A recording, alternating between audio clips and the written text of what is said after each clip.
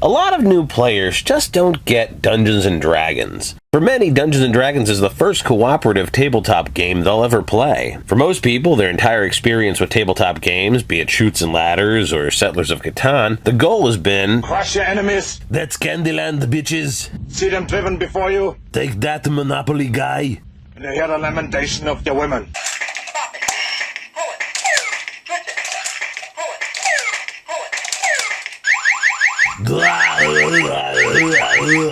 In most games, the fun and excitement come from competing with your friends. In 99% of the games in the world, your only job is to watch out for your own interests and win. Pretty sneaky, sis. In Dungeons & Dragons, everybody gets to win, but only if everyone at the table is having a good time. That concept can be missed by new players, especially if it hasn't been laid out for them very clearly, or if their understanding of cooperative gameplay is based solely on games like Diablo or Gauntlet, where you compete for the high score and snatch potions out from underneath one another. I didn't get it my first time playing either. My very first character was a half-orc fighter thief, even though I didn't really know what a half-orc was. I was dropped into the middle of a dungeon with no explanation. I found a potion of giant growth, and I started knocking down the walls of the dungeon thinking that I'd be sure to surprise enemies and avoid trapdoors that way. What I didn't know was that this dungeon was a dragon temple that another player's dragon cleric was trying to reclaim from evil forces. So he runs into the room and starts attacking me. My very first encounter with my very first party was a player versus player fight.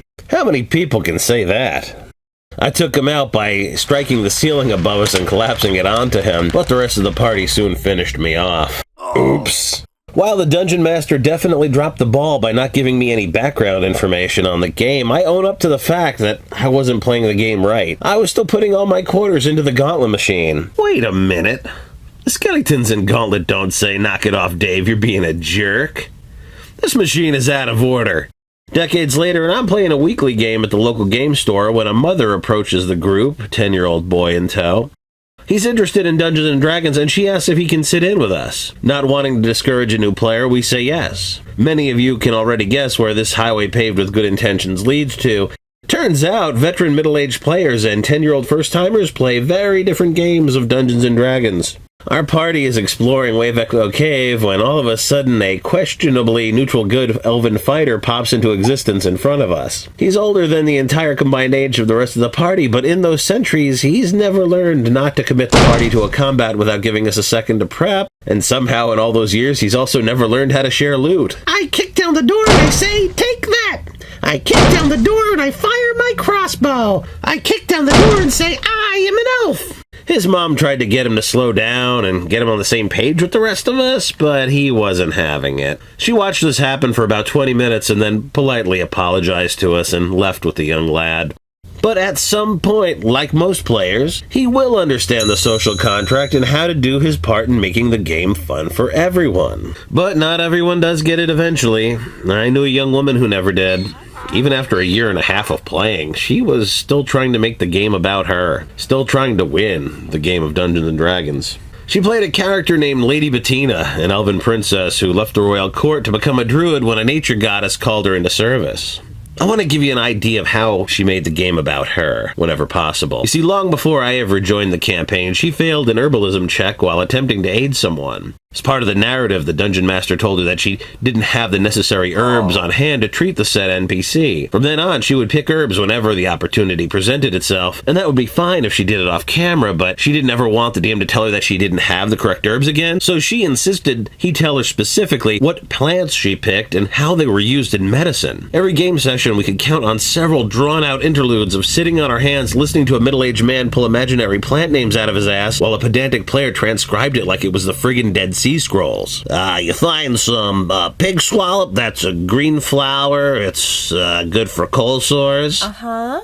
You find some fresh dingleberries, you rub them on your feet, you can help with nosebleeds. Oh, yes, very You interesting. find a power plant, it gives you resistance to electricity. This deranged display would happen at least twice a game session because she refused to acknowledge the game mechanic of skill checks being decided by dice rolls. Gathering plants didn't stop her from failing her herbalism check, it just made the dungeon master come up with different reasons why the check failed. This wasn't the only rule she refused to learn, and all the time we played, she refused to crack open the player's handbook even once. She claimed that if she could see the inner workings of the game, it would kill the immersion for her. I tried to explain how watching her gather herbs was not fun for anyone else, and by the way, that goes double for shopping for dresses and handbags, another thing we'd have to watch her do in painstaking detail.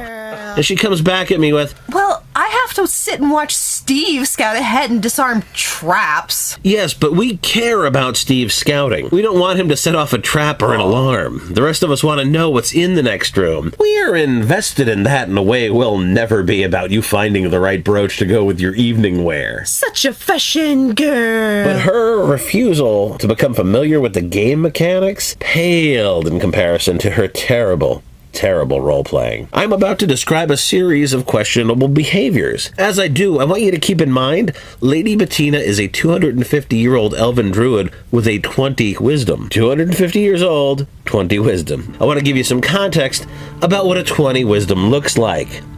Gandhi, Buddha, the mighty JC himself.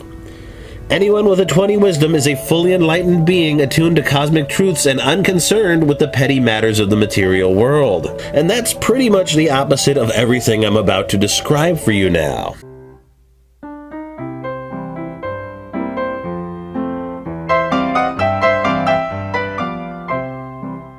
While trekking through a forest, the party came across an elven noble's horse. Lady Bettina immediately insisted on keeping it, even though she had no ranks in the ride skill or any riding feats. This was back in the day of 3.5. This meant that for a time, she began every fight by falling off said horse and breaking her hip. When the elven lord finally came to reclaim his horse, he recognized her and insisted she return home with him. "Your family is looking for you, princess. You must come with me." Lady Bettina didn't want to return to the court, so drawing on the power of her 20 wisdom, she fled from the nobleman and the party and quote-unquote disguised herself by slicing open her own mouth with her sickle. But since a scar isn't in fact a disguise, she ended up being caught and escorted back home anyway. Her father wanted her to return because he was worried that his daughter lacked the maturity to be out adventuring in the world, that she might make a rash decision that would cause her great injury.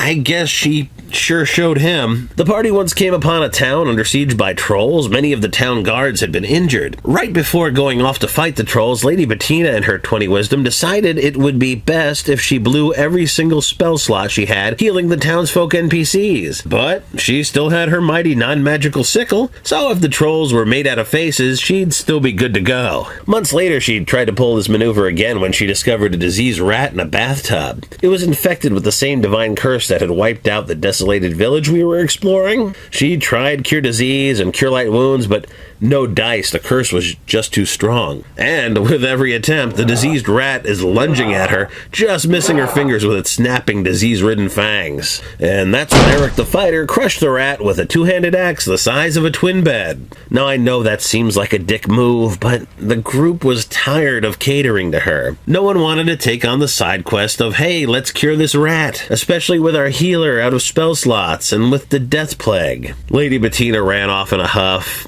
and so did the young lady playing her. She claimed she had a headache, and though she never officially quit the group, she never came back either. I kept in touch with her for a little while. I know she eventually found a new group to play with. I don't know if she ever figured out that Dungeons & Dragons isn't about her. I hope so.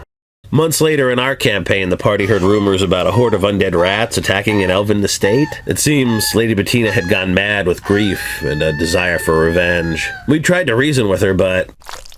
Guys, if you like this cartoon and you'd like to watch more of them, go down to my description box or go to my playlist on my channel for cartoons. Mostly this channel has miniature videos, so if you want to just watch the cartoons, you gotta do a little work. If you'd like to support this channel, please consider making a donation to the GoFundMe campaign. That's also in the description below. Thanks for watching, guys. Please like and subscribe. Until next time.